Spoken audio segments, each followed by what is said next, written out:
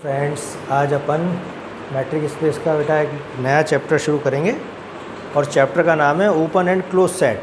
ठीक है, और इसी से अपने को अब दो क्वेश्चन निकालने हैं। थोड़ा सा ये अलग तरह के वो हैं बेटा चैप्टर, तो समझ में तो आएंगे लेकिन ये दिमाग से भी उतनी जल्दी निकलते हैं, ध्यान रखना। ठीक है, तो इसमें मैं एक पहली डेफिनेशन लिख रहा हूँ तुम्हारे को, विवृत गोलक ओपन स्फीयर।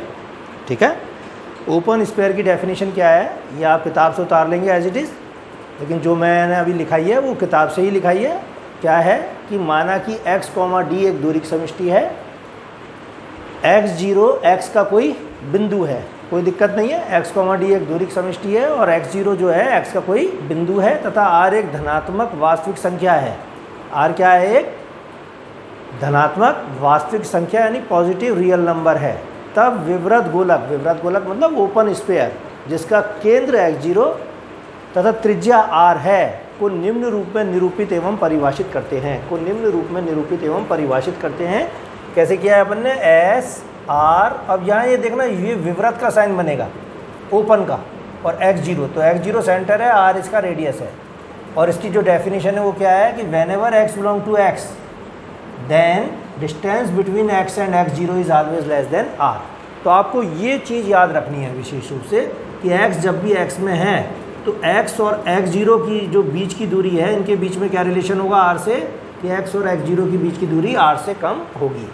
और अपन क्या लिखते हैं यहाँ? x0 belong to SR x0, अतः विवृत गोलक x का अरिक्त उपसमुच्चय है। हमेशा विवृत गोलक के अंदर क्या है? सेंटर है, इसलिए विवृत गोलक x का क्या है? अरिक्त उपसमुच्चय है। ठीक है, तो ओपन स्फीयर की डेफिनेशन क्या है कि x, d एक दूरी की समष्टि है, यदि x0 x का कोई बिंदु है तथा r एक धनात्मक वास्तविक संख्या है, तब एक विवृत गोलक जिसका केंद्र x0 तथा त्रिज्या r है को निम्न रूप में निरूपित एवं परिभाषित करते हैं। ठीक है, अब वो ये कहता है कि SR x0 को, दो किताबें चल रही हैं अपने, एक JPH की, तो SR x0 को वो अपनी जो JPH की किताब है उसमें ऐसे रिप्रेजेंट किया है उसने, S x0r से भी निरूपित करते हैं, से भी निरूपित करते हैं। तो कोई सिर्फ नोटेशन का फ़र्क है, आप चाहो तो इसमें ही S x0r, ये दोनों एक ही चीज़ है।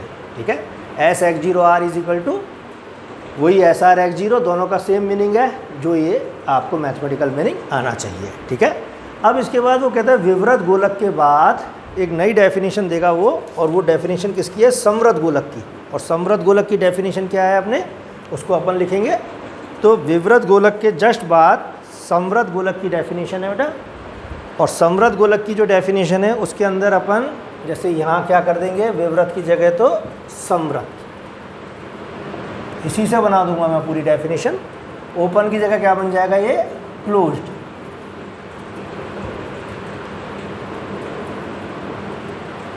ठीक है, और डेफिनेशन क्या बनेगी कि माना कि x, d एक दूरी की समष्टि है, यदि x0 x का कोई बिंदु है तथा r एक धनात्मक वास्तविक संख्या है, तब एक, जहाँ भी विवृत आ रहा है वहाँ समवृत कर दो, तब एक समवृत गोलक,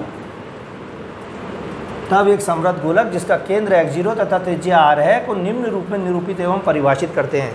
अब देखो रिप्रेजेंटेशन में क्या अंतर आएगा, ये जो ओपन है इंटरवल इसको क्या बना देंगे अपन?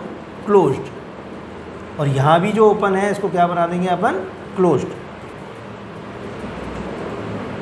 और इस चीज़ को यहाँ ये जो लेस देन है वो हो जाएगा less than equal to r। जैसे क्लोज्ड इंटरवल में होता है ना कि a पॉइंट भी होता है, b पॉइंट भी इन्वॉल्व होता है और उनके बीच में भी होता है। ओपन में क्या होता है? a और b नहीं होते, उसके बीच की चीज़ होती है। तो क्या कह रहा है ये? माना कि x, d एक दूरी की समष्टि है, यदि x0 x का कोई बिंदु है तथा r एक धनात्मक वास्तविक संख्या है, तब एक समवृत गोलक जिसका केंद्र x0 तथा त्रिज्या r है को निम्न रूप में निरूपित एवं परिभाषित करते हैं। S x0r is equal to SR x0 such that x belong to x such that distance between x and x0 is less than equal to r। अब यही चीज़ यहाँ पे भी लिखेंगे हम कि x0 belong to SR x0, अतः SR x0 जो है ये सब जगह क्लोज बना दो इसको, और विवृत की जगह क्या कर दोगे यहाँ? समवृत। ठीक है, तो x0 belong to SR x0, अतः समवृत गोलक x का एक अरिक्त उपसमुच्चय होता है। SR x0 को S x0r से भी निरूपित करते हैं। तो ये दो डेफिनेशन है, एक विवृत गोलक की और एक समवृत गोलक की। समवृत गोलक की डेफिनेशन क्या है कि माना कि x, d एक दूरी की समष्टि है, यदि x0 x का कोई बिंदु है, r एक धनात्मक वास्तविक संख्या है, तब एक समवृत्त गोलक जिसका केंद्र x0 तथा त्रिज्या r है को निम्न रूप में निरूपित एवं परिभाषित करते हैं। तो यहाँ ये क्लोज बनाएंगे, ध्यान रखना। अब ऐसा x0r या SR(x0) का मीनिंग क्या होगा कि जब भी x में है तो x और x0 के बीच की दूरी किससे कम या बराबर होगी? r से कम या बराबर होगी। ठीक है, इस चीज़ को अपन ने यहाँ लिख दिया है। अब इसके बाद वो ये कहता है कि जब अपन ओपन स्फीयर और ओपन क्लोज स्फीयर की डेफिनेशन दे दिया आपने, तो उसके जस्ट बाद ही आपको ओपन सेट और क्लोज सेट की डेफिनेशन देनी है। ठीक है, तो वो डेफिनेशन जब अपन देते हैं तो इसका एक, जैसे चाहो तो आप एग्जाम्पल लिख लो और उसका क्या मीनिंग है उसको मैं आपको बता देता हूँ। कि माना कि D किसी समुच्चय 0,1 पर साधारण दूरी है।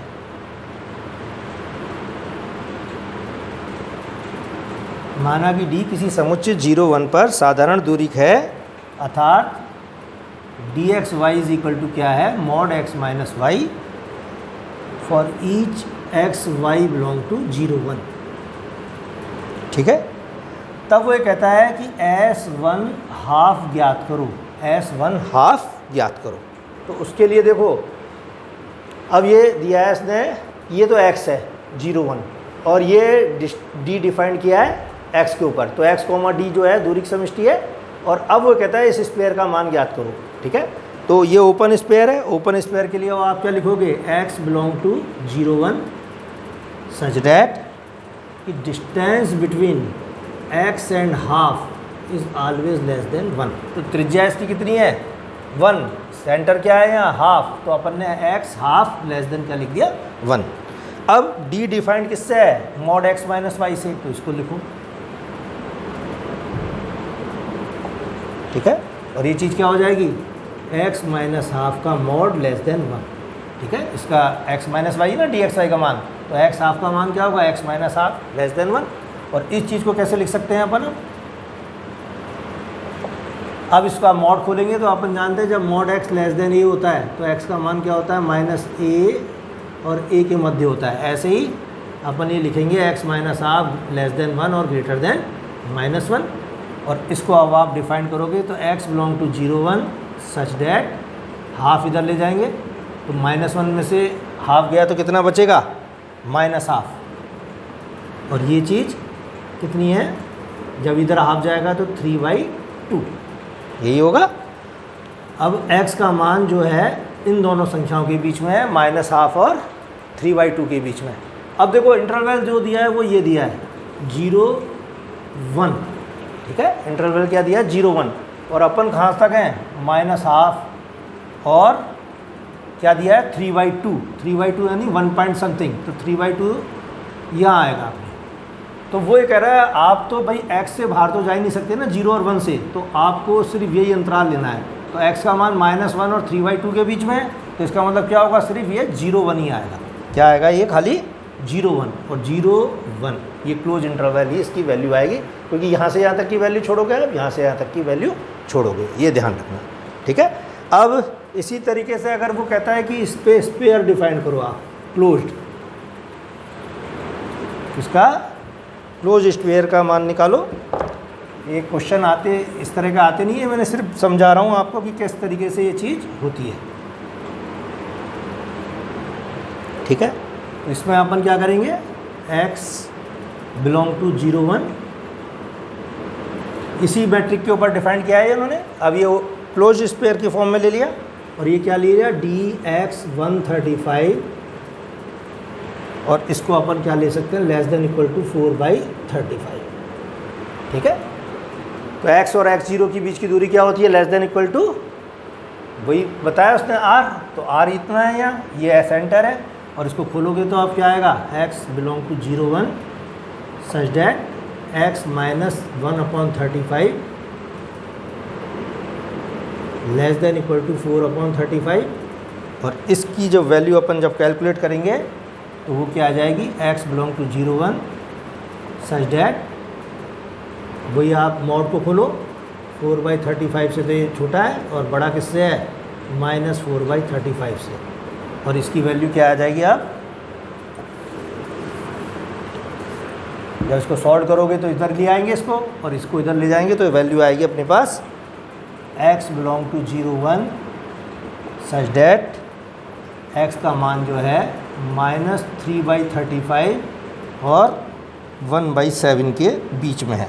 अब देखो इंटरवल तो क्या है, अभी भी वही 0 1 है, तो 1/7 अब की बार अंदर मिलेगा आपको, ये जैसे 1/7 मिला, और -3/35 कहाँ मिलेगा, जैसे -3/35। तो अब ये 0 से लेके 1/7 तक जाओगे आप खाली, ठीक है, क्योंकि यहाँ इसकी ज़रूरत नहीं है, इसलिए अब आप इसको क्या लिखोगे, इस वैल्यू को 0 1/7, ठीक है। तो ये मैंने मीनिंग समझाया तुम्हारे को, कभी ज़्यादा इसमें दिमाग नहीं लड़ाना, आपको ओपन स्पेयर और क्लोज स्पेयर की डेफिनेशन आनी चाहिए और ये मीनिंग आपको आना चाहिए, ठीक है। अब इसके बाद इसमें एक डेफिनेशन है बेटा, वो मेन है, अपना मकसद है उसको करना। आंतरिक बिंदु,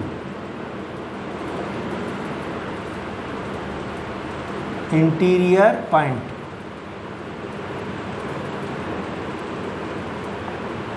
ये क्या है कि माना कि x, d एक दूरी समष्टि है, माना कि x, d एक दूरी समष्टि है तथा a इसका एक उपसमुच्चय है, तथा a इसका एक उपसमुच्चय है, तथा a इसका एक उपसमुच्चय है, तब a का कोई बिंदु, तब a का कोई बिंदु समुच्चय A का आंतरिक बिंदु कहलाता है, तब A का कोई बिंदु समुच्चय A का आंतरिक बिंदु कहलाता है यदि x पर केंद्रित प्रत्येक विवृत गोलक, यदि x पर केंद्रित प्रत्येक विवृत गोलक SRX का अस्तित्व इस प्रकार हो, SRX का अस्तित्व इस प्रकार हो कि SRX is contained in A, SRX किसमें कंटेन्ड होना चाहिए, A। तो एक बेहद इंपॉर्टेंट डेफिनेशन है ये, क्या है कि माना कि x, d एक दूरी समष्टि है, A इसका एक उपसमुच्चय है, A का कोई बिंदु समुच्चय A का आंतरिक बिंदु कहलाएगा यदि x पर केंद्रित प्रत्येक विवृत गोलक SRX का अस्तित्व इस प्रकार हो कि SRX is contained in A। तो जैसे इसको मैं क्या समझाता हूँ आपको परिभाषा को, कि जैसे एक स्क्वायर है अपने पास, ठीक है, और मैं कहता हूँ जिसको आपने क्या नाम दे दिया x, फिर वो कहता है इसके अंदर एक और स्क्वायर है A। अब मैं कह रहा हूँ x तो अपने पास एक प्रकार से x, d तो दूरी समष्टि है, A इसका एक उपसमुच्चय है x का। अब मैं कहता हूँ A का कोई बिंदु, A का कोई बिंदु A का आंतरिक बिंदु कहलाएगा यदि इस बिंदु को केंद्र मानकर मैं चाहे जितनी छोटी त्रिज्या का गोलक खींचूं, वो गोलक हर हालत में क्या होना चाहिए,